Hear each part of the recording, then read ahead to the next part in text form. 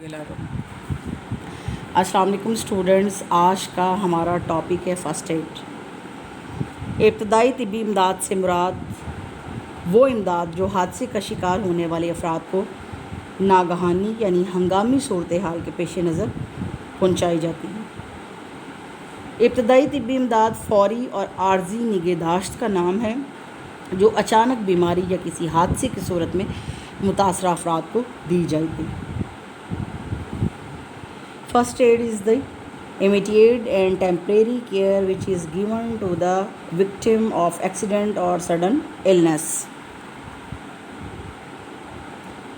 ابتدائی طبی امداد سے مراد کسی حادثے یا قدرتی آفات کے موقع پر ایسی ہوشیاری اور سمجھداری سے مدد پہنچانا کہ ڈاکٹر کے آنے سے پہلے یا متاثرہ فرد کو ہسپتال پہنچانے تک زندگی قائم رہے اور ضرب اور چوٹ کے اثرات نہ بڑھیں۔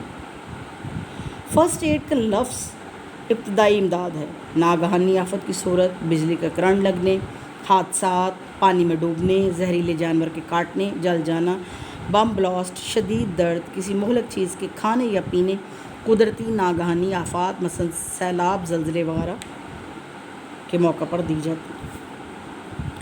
ابتدائی طبی امداد کے اہم ترین طریقے کون سے ہیں جی؟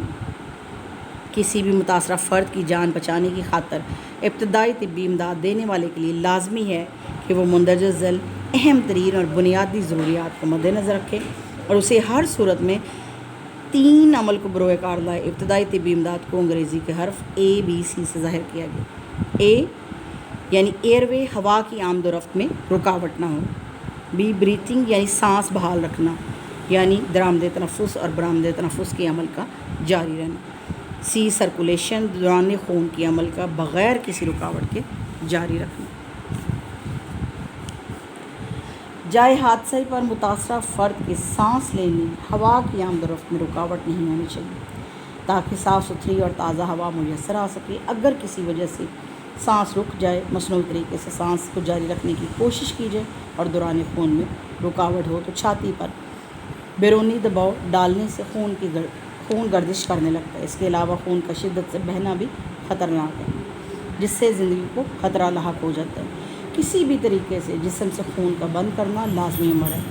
مندرجہ ذیل بالا 3 ہنگامی صورتیں ایسی ہیں جن میں متاثرہ فرد کی زندگی پہ دار و مدار ہوتا ہے۔ اگر ان میں سے کسی ایک کی کمی کی وجہ سے زندگی کو خطرہ لاحق ہو جاتا ہے۔ اس کے بنیادی اصول اور فرسٹ ایڈ کی خصوصیات کیا ہیں؟ ابتدائی طبی امداد کی بنیادی اصول: سب سے پہلا ہے جی نقصان کے سبب کو دور کرنا۔ جہاں تک ممکن ہو چوٹ یا حادثہ کے سبب یا خطرہ کو فوراً متاثرہ فرد سے دور کروایا جائے۔ اگر یہ زیادہ مناسب ہے کہ متاثرہ فرد ضرب کے سبب یا خطرہ سے دور کر دیا جائے تاکہ ضرب یا چوٹ کے اثرات بڑھنے نہ پائیں۔ نمبر 2 پہ ہے جی کھلی فضا میں رکھنا۔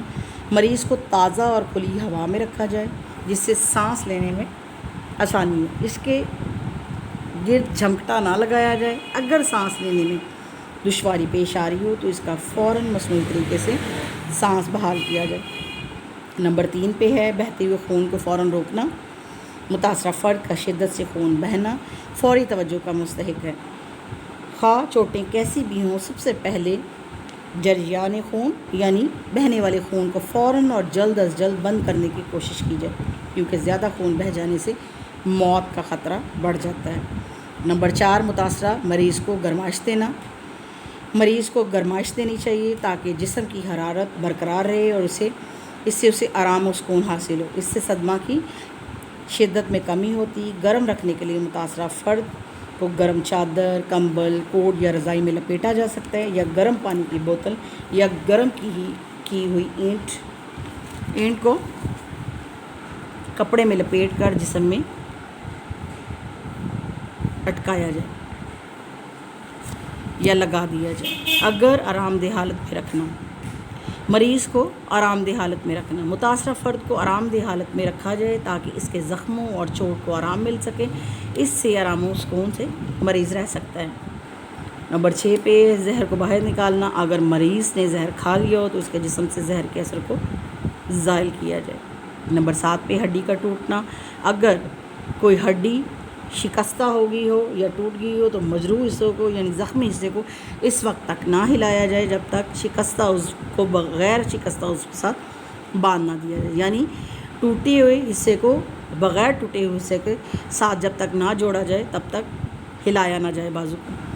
نمبر 8، متاثرہ فرد کو حادثہ کی جگہ سے لے جانے کے ذرائع۔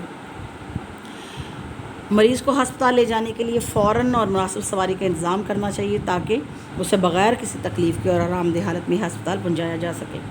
نمبر 9 پہ ہے زخم ڈھانپنا۔ زخم کو فوراً صاف ستھری پٹی یا کپڑے کے ساتھ ڈھانپ دیا جائے تاکہ جراثیم سے بچا جا سکے۔ طبی امداد کے بنیادی اصولوں سے واقفیت۔ طبی امداد دینے والا طبی امداد کے بنیادی اصولوں سے واقف ہے اور اسے عبور حاصل ہو، کیونکہ اس سے وہ متاثرہ فرد کو صحیح طبی امداد فراہم کر سکتا ہے۔ خاصیت کیا ہے جی؟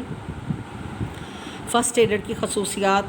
فرسٹ ایڈ کے بنیادی اصولوں کو جانتا ہو، وقت ضائع کیے بغیر حالات کی تہ تک پہنچنے والا ہو تاکہ وہ چوٹ وغیرہ کا نشان اور سبب معلوم کر سکے۔